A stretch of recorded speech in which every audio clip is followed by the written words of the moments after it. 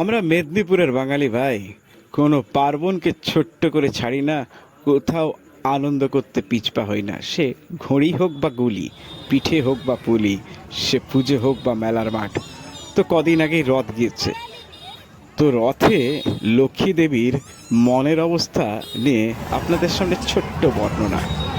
প্রচণ্ড দাবদাহের মধ্যে বিরক্তিকর অবস্থাতে জগন্নাথ রেগে মেগে 7টা পুকুরের জল নিয়ে স্নান করে ফেললো। লক্ষ্মীদেবী কত বারণ করলো, প্রতিহারীকে এত করে বলল স্নান করতে বারণ করলো, কিন্তু প্রতিহারী সেই স্নান করে ফেললো।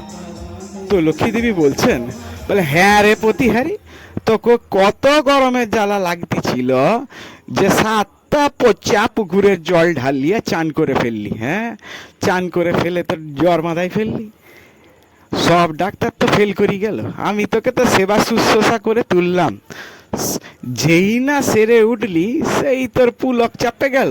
হ্যাঁ, মাসি বাড়ি যাব, হ্যাঁ, আর একা নয়, ভাইকে নিয়েও যাব, বোনকে নিয়ে যাব, তোর কত শখ রে বাবা। আচ্ছা যাচ্ছু যা, বুঝলাম। তা বলে মেদিনীপুরের যতগুলা রথের ট্রাভেল এজেন্সি ছিল সবকে বুক করে নিলি? ছোট রথ থেকে বড় রথ, মেজো রথ থেকে পাতলা রথ, লম্বা রথ থেকে গেড়া রথ, সবাইকে বুক করে নিলি? বাবা রে বাবা, কোন রথে আলো আছে, কোন রথে আলো নেই, কোন রথে ঘন্টা বাজছে, কোন রথে 12খানা বাজে না, কোনো খানে রথের সঙ্গে 50খানা ট্রাক। বলি তোর এত কিসে পুলক রে বাবা? হ্যাঁ, রাস্তায় কত লোকের সঙ্গে দেখা, হ্যাঁ, বাতাসা, নকুলদানা, কাঠি গজা, লাড্ডু, আরতি, হ্যাঁ, সব গিয়ে মাসি বাড়ি পৌঁছে গেলি।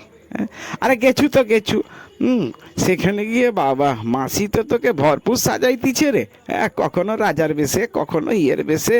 বাবা রে, তোর বেশের তো ভূষা নেই, আমি যে একা মানুষটা ঘরে বসে আছি, তুই কি ভুলে গেলি? হ্যাঁ ঠিক আছে, আমি যাইলুম, তোর ঝগড়া করে লি আইব বলে। হ্যাঁ, ঝগড়া শুনি তো বললি আসবো, আসবো বলে আবার 2 দিন রয়ে গেলি।